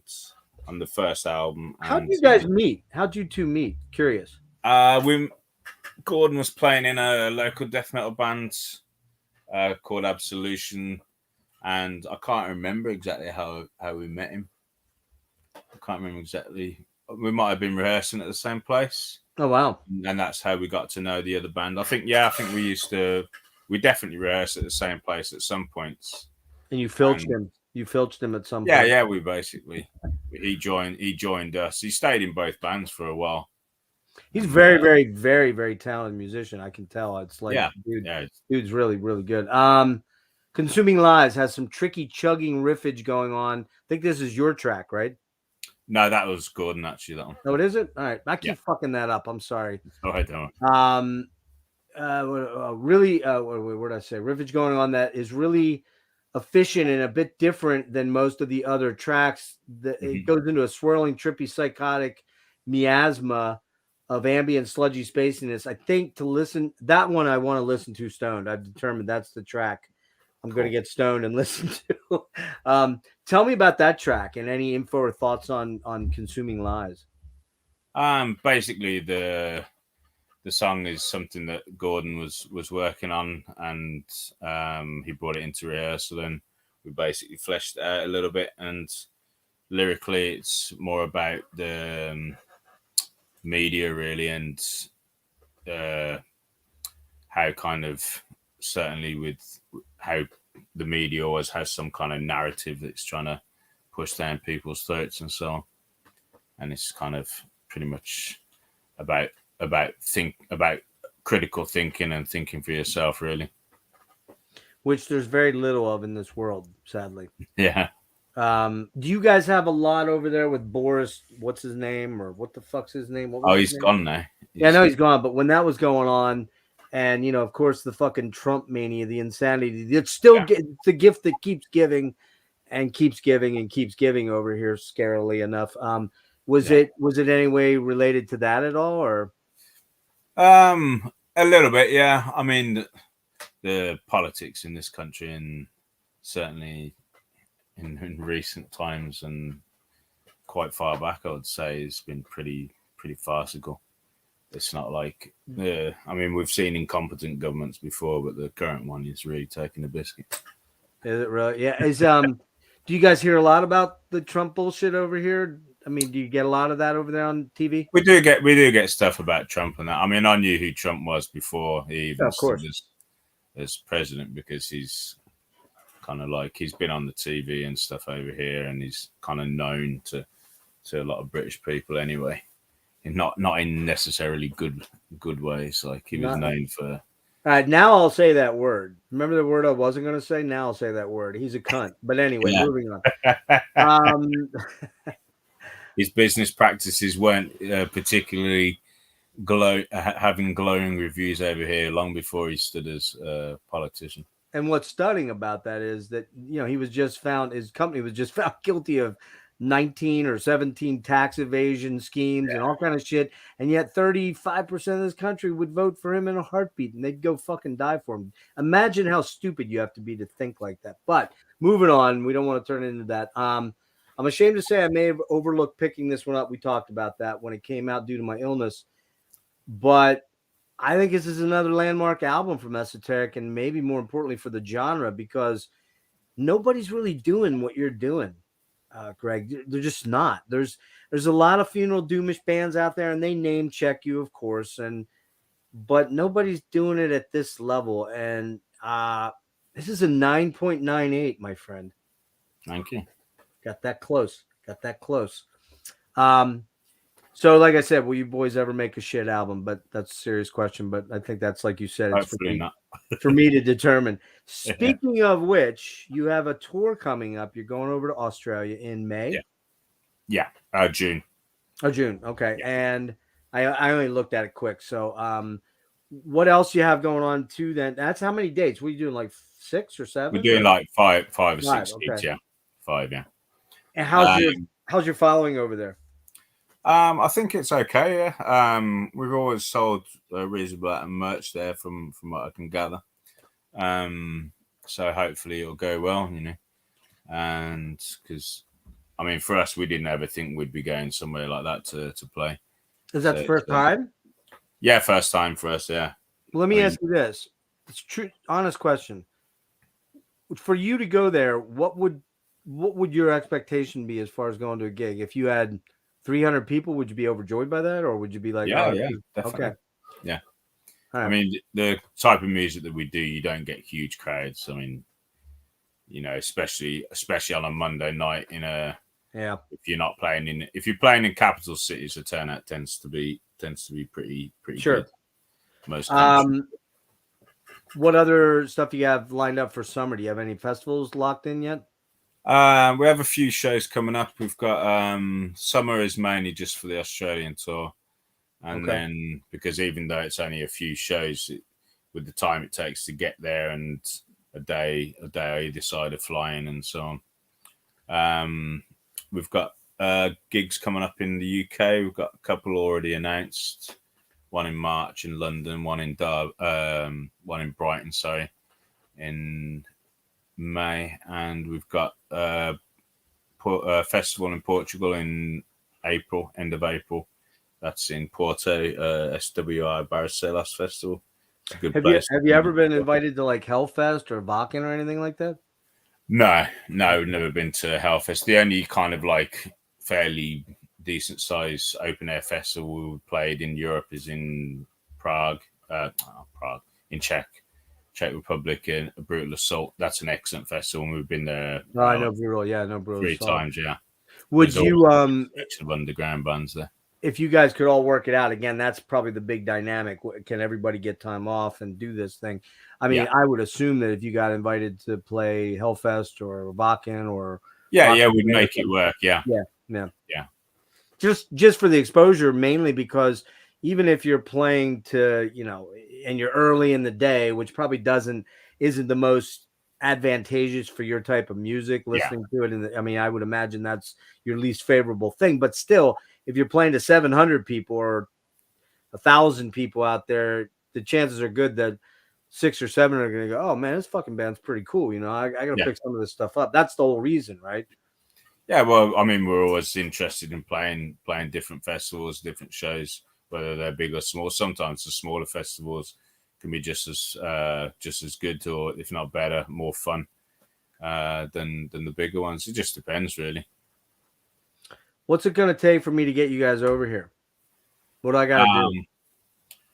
Well, pay for all your visas and give you like 10 grand up front to come over and front the expenses. Yeah, I'll work on that. I'm working on it. The biggest difficulty getting to the US is just the expense.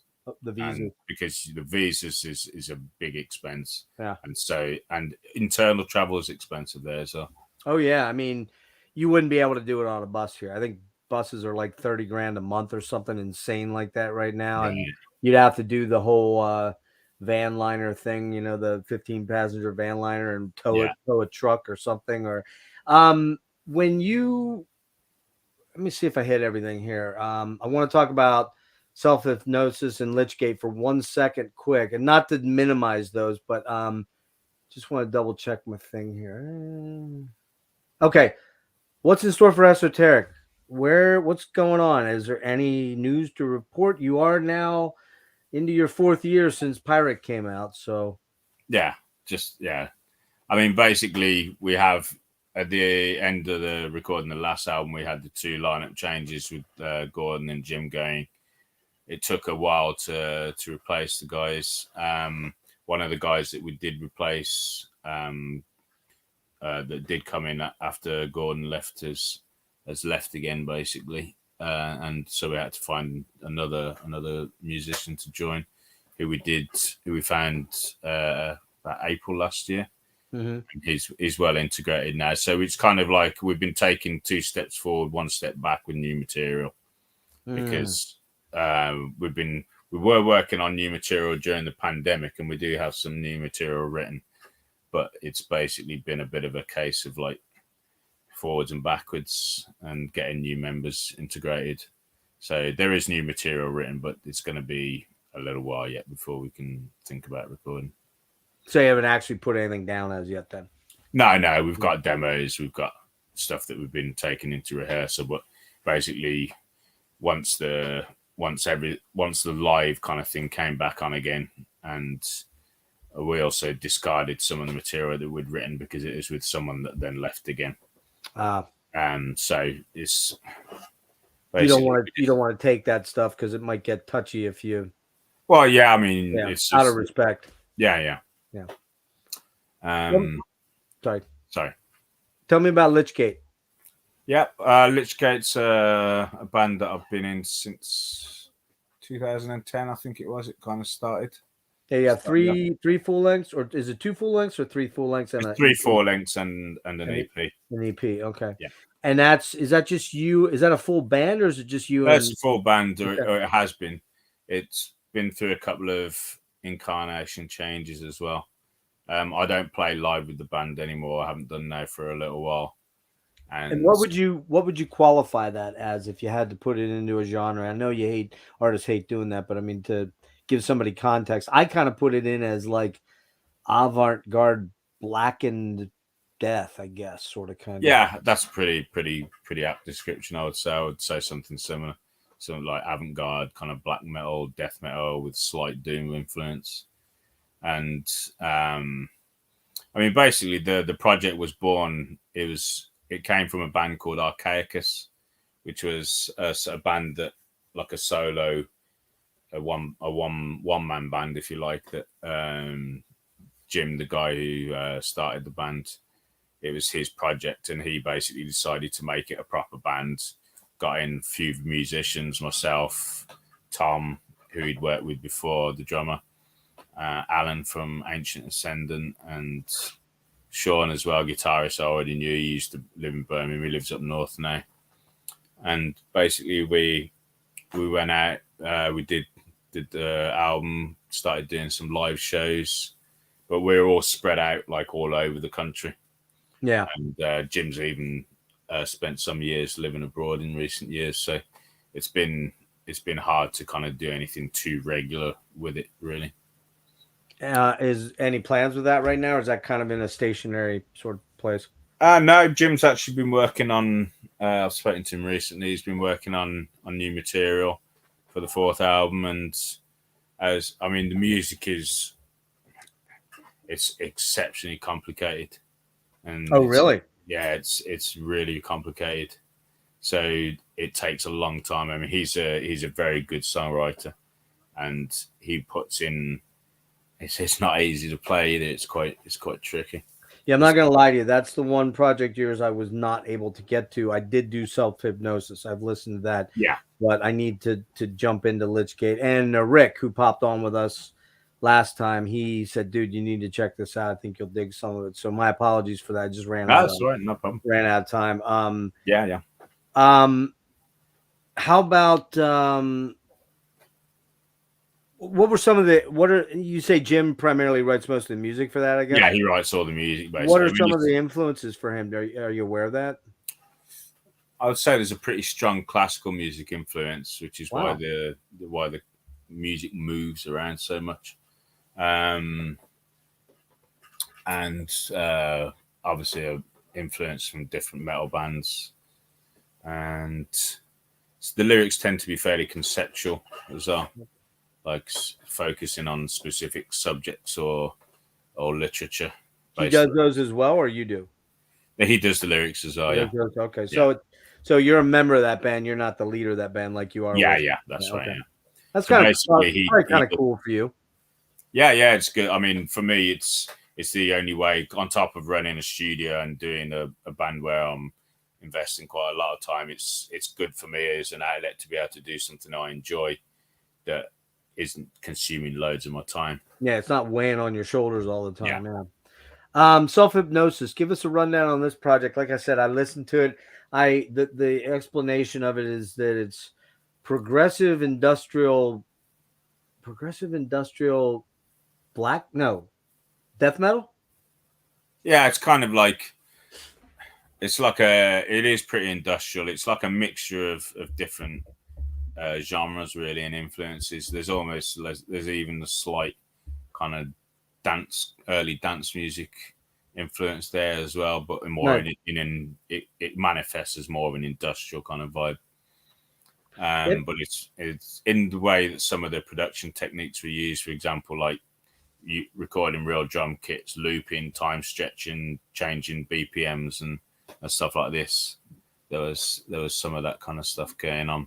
What are you doing specifically in that? Vocals, and what other additional stuff are you adding guitar in? Well, that's a project that is Chris Clayton. He's a good friend of mine. He did some session work with Esoteric years back, and he now lives up north. He did live in Birmingham for a short time, and he lives up in Huddersfield now in Yorkshire.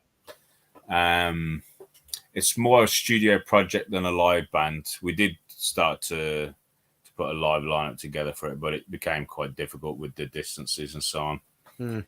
And the drummer's in Bournemouth, which is right on the south coast, and then you've got Chris up north and me kind of in the middle. So we're miles apart. And right. The second album has been written mostly, so there is another album to come. Oh, okay. The lyrics aren't done for it yet, but the music is mostly there. As far as I could tell, that's only digital only, though. No, it did get released on CD and vinyl as well. Yeah. On what label? Came out with Svart Records. Oh, Svart. Okay, over in Finland, right? Yeah. Yeah. Okay, I'll have to look for that. I thought I only saw it was available as a digital download. Okay, I'll have to check that out. Yeah. What anything else cooking at the moment that you'd like to mention? Then the last things I want to get into quick are some gear questions. I've got like 6 for you. And I'll get you out of here at probably in the 145 mode, somewhere in that range. What's anything else happening that you want anybody to know about out there? Not really. We're just working. I mean, we did just over a 2-week tour with Saturnus and Hellborn and Prima Arcanus last year, and so we were working quite a lot on that, on getting sets together for that, and getting the new Guy Barnes integrated on guitar. So that took a lot of our focus the last half of last year, and we're starting to work again on putting new material back into rehearsal and just kind of pushing on, really doing some shows. We've got the tour of Australia later this year, and we'll be trying to get more progress with new material now for this year coming. Given your touring history, I'm going to make a suggestion. Don't go out in the wilds anywhere out there. Yeah. There's crazy shit in Australia that likes to kill you. Like everything you do in Australia wants to kill you.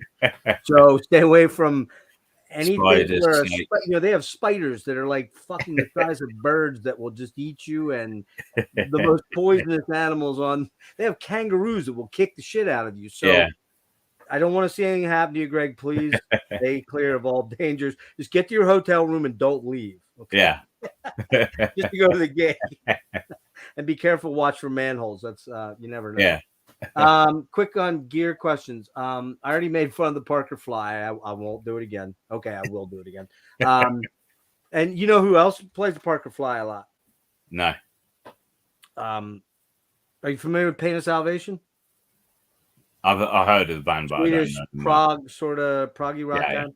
Daniel plays a Parker. Okay, cool. And he could easily kick my ass pretty easily. So I'm going to stop making fun of the Parker Fly. Actually, do you have any other guitars that you use? Yeah, sure. Okay. I have Ibanez RG 550 from the 90s. Oh, nice. Those are great. I have a custom made guitar that was made by a local luthier, and that's like a super Strat, really. But it's more of a metal guitar. It's like a mahogany wood with a maple neck. Seymour Duncan Invader pickups, pretty hot outputs on those. Okay. Got a nice chunky sound on that one. Heavy guitars compared to what kind of amp do you run? What do you? I use for Esoteric. I use an Engel Powerball. Oh man, fucking Engels! Oh, they're so good. Do you use Kempers or Axe Effects at all? No. Gordon used an Axe Effects on the last album for his effects and sounds, but we don't run anything direct. And when we record guitars in Esoteric, we basically sit in a room with cabinets, generally speaking. Okay.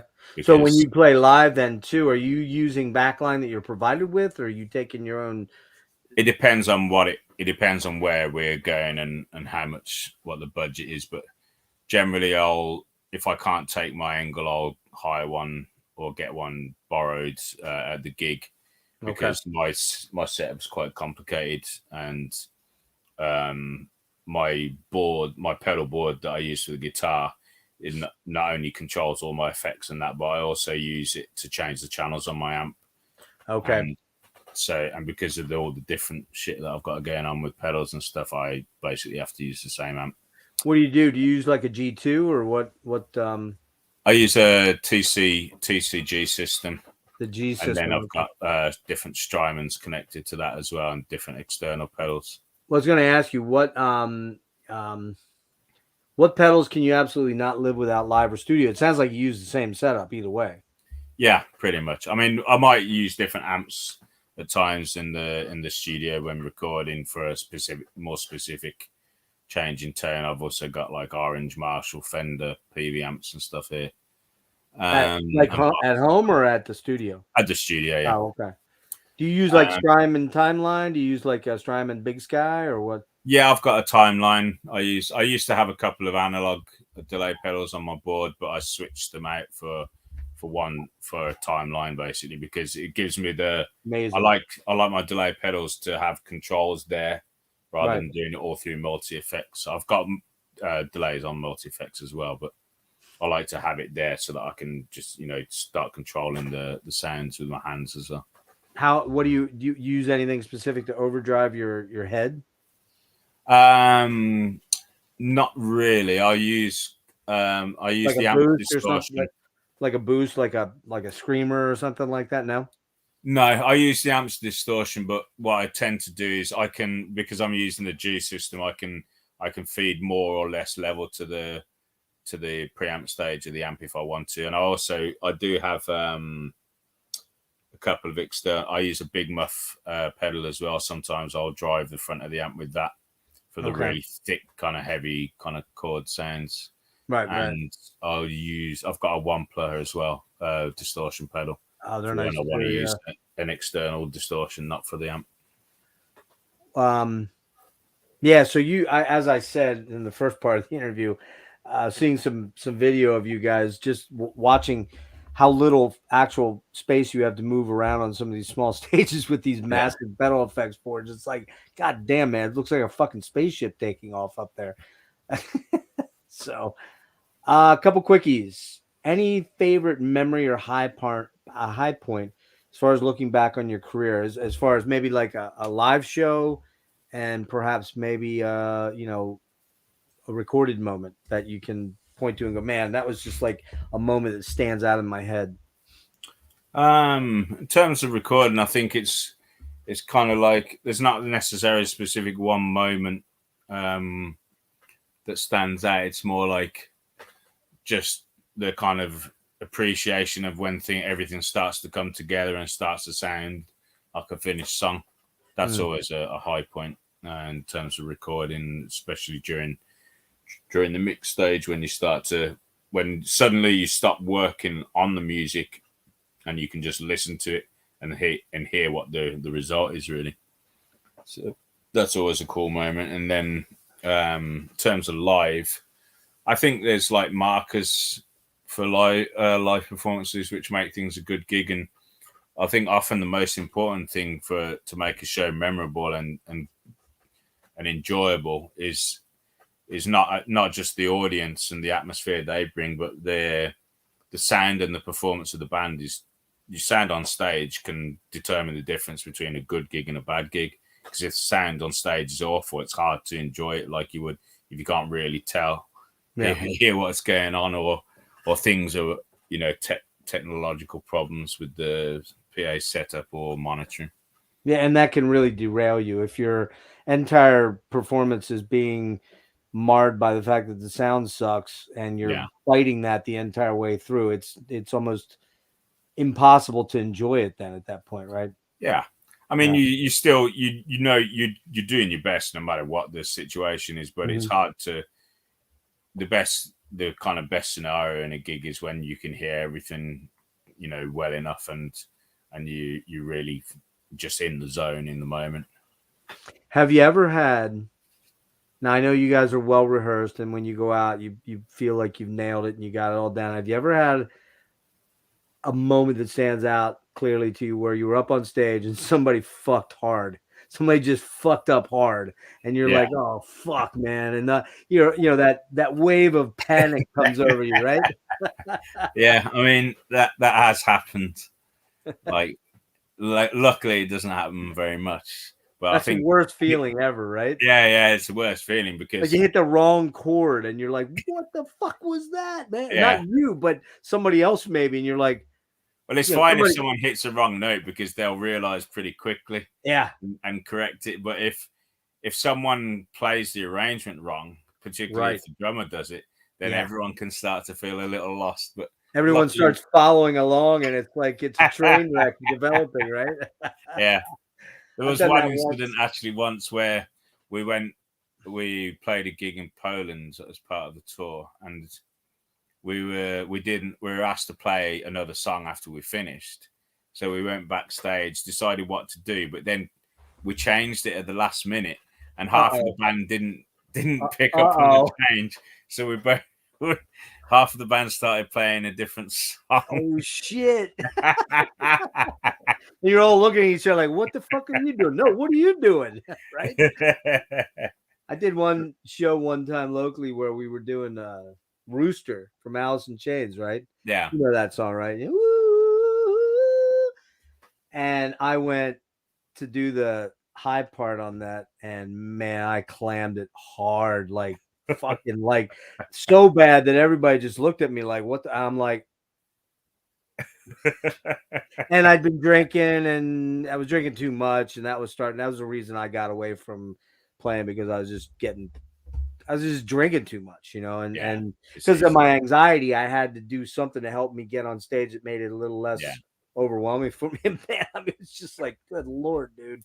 Like everybody just looked at me with this horror look on their face. I just was like, if I could turn red, if you could have seen it, I'm sure that that they would have noticed that. But It do you happens to everyone though. So that's Yeah, I mean, that's one of those things you gotta kinda deal with, I guess, if you're gonna get up stage and put yourself out there. I mean, a lot of people never ever able to do that, so yeah. kudos for that. Do you see yourself being a pro musician until you just can't perform any longer? Are there any things you wanna accomplish outside of the music industry as far as life in Um general? I mean I'm not sick of it yet, so I'd like to carry on as long as I'm not feeling as long as you enjoy it, that's the most important thing, I think.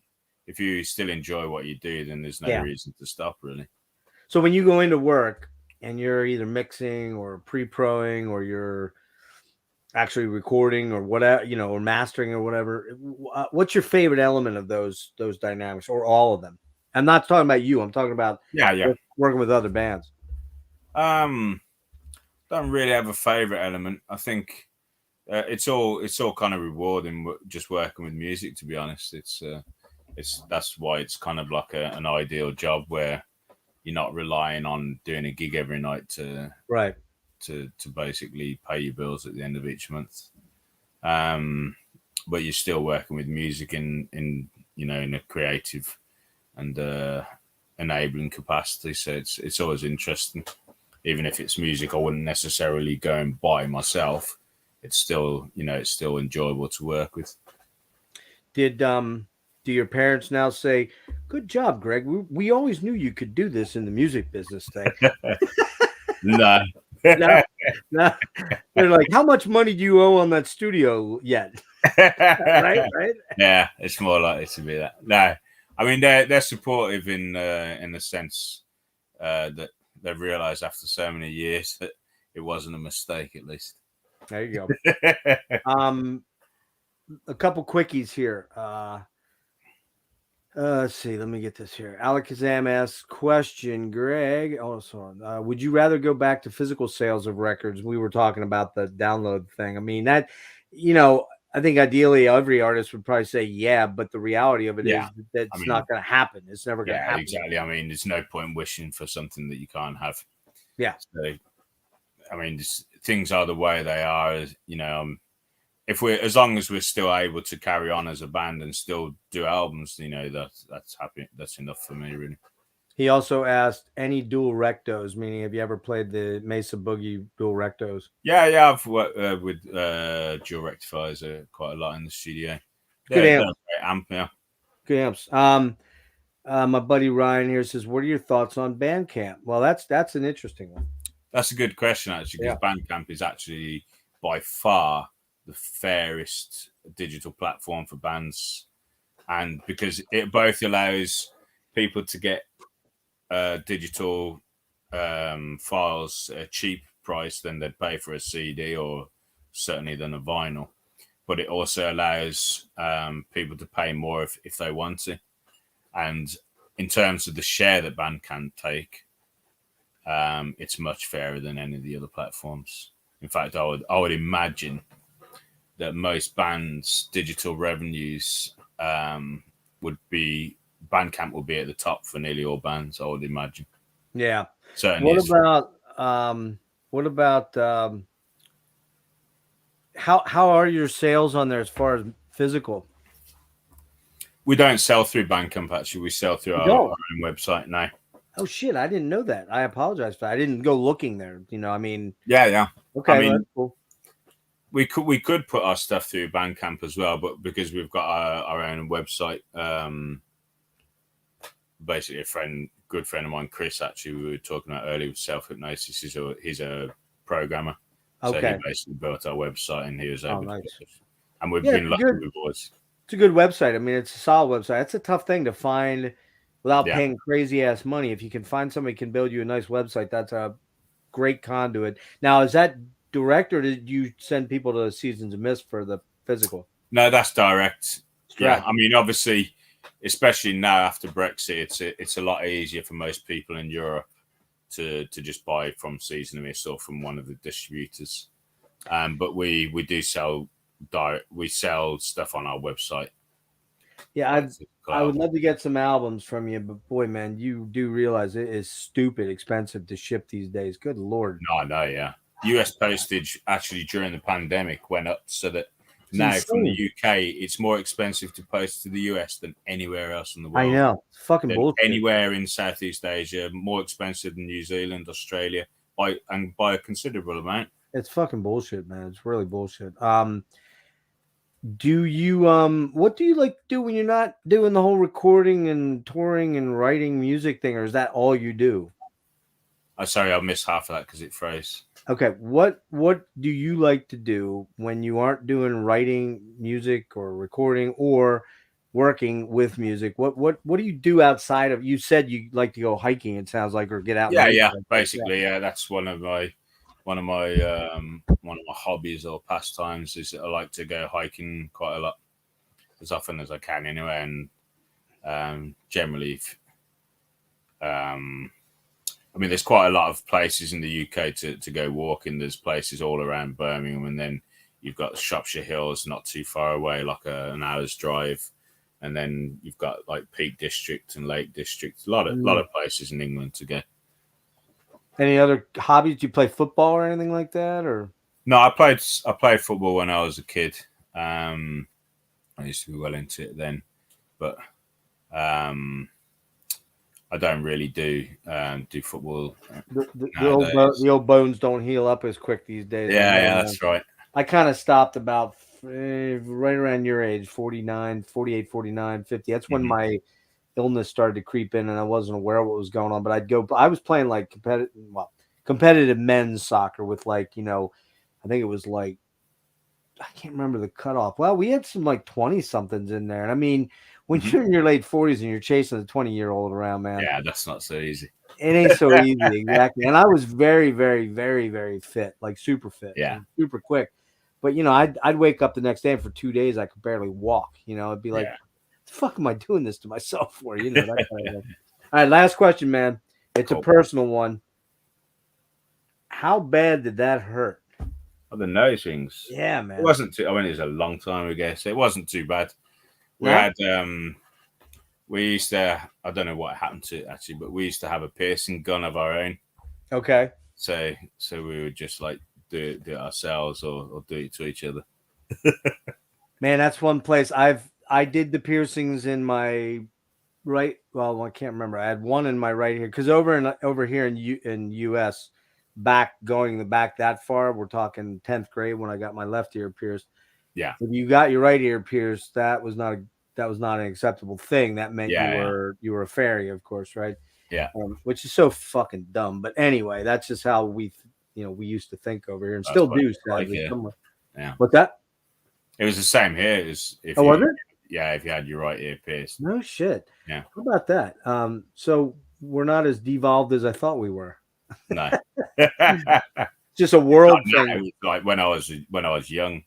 Yeah, but But it's when I was funny. young, it wasn't normal to have nose piercings and Well, stuff. It's yeah, more that's common definitely the thing. I mean, now like my daughter has her septum pierced. I'm like, dude, why'd you?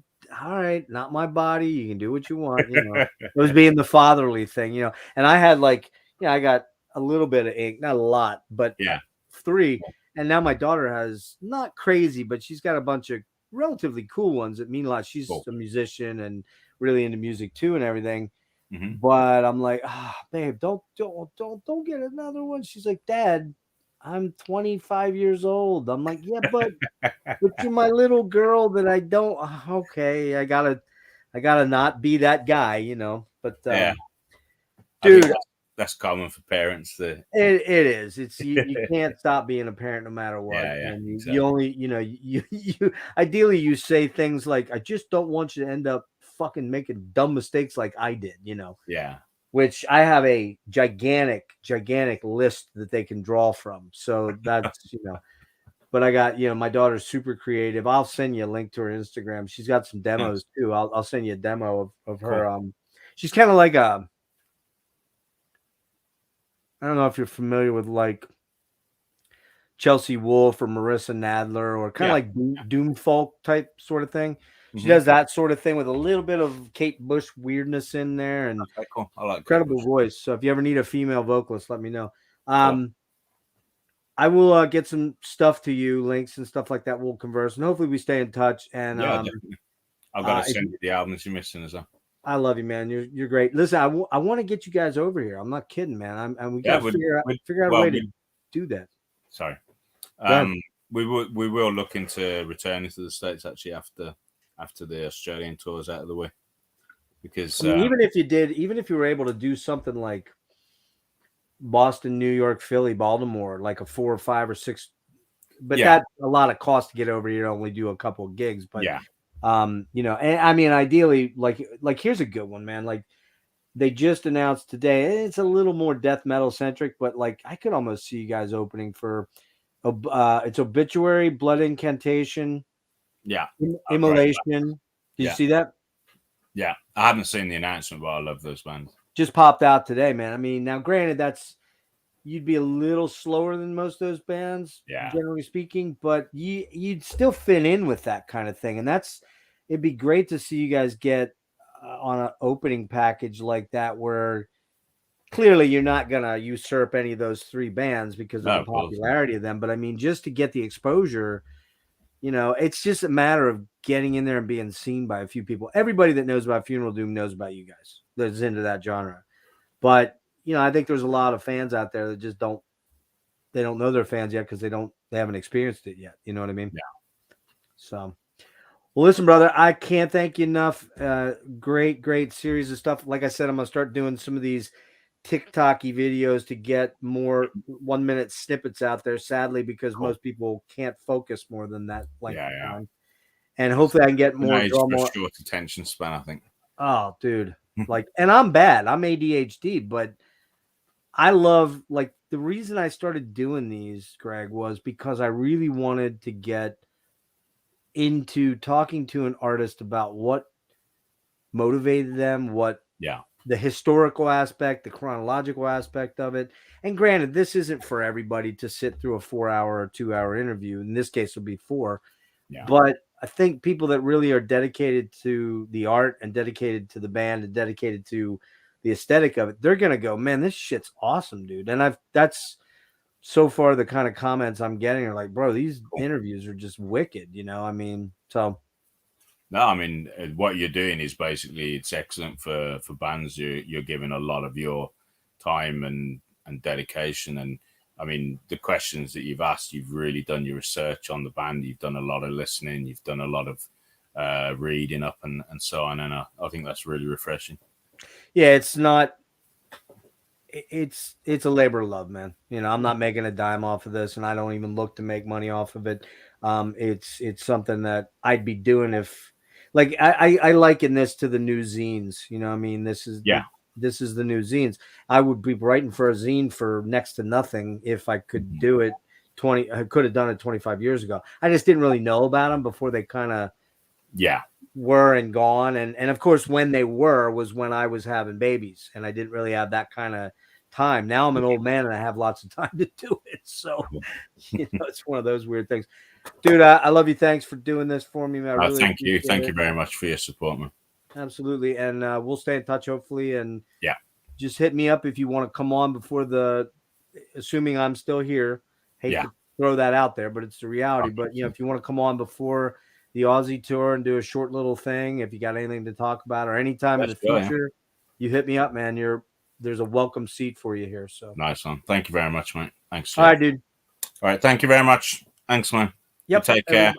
I'll see you, brother. Speak to you soon. Bye-bye. All right. That was fantastic. Thank you, Greg, for doing part 2 there. That was awesome. And I'm going to jump out here, guys. That was a fantastic interview. If you did not see part 1, you really need to go see that. You just need to catch up with Greg because he's a consummate artist, man. He's not doing this to get rich. He's not doing this for any other love or reason, for the love of creating really good music. So you guys get out there, get on it, get the latest albums. If you don't have all the albums, get Pyrrhic Existence and send me a copy. Just kidding. Just joking. And do what you need to do to support guys like Greg, because, man, he's making fucking amazing art that you should support with your time and your effort and your money. All right. We'll catch you guys later. See ya.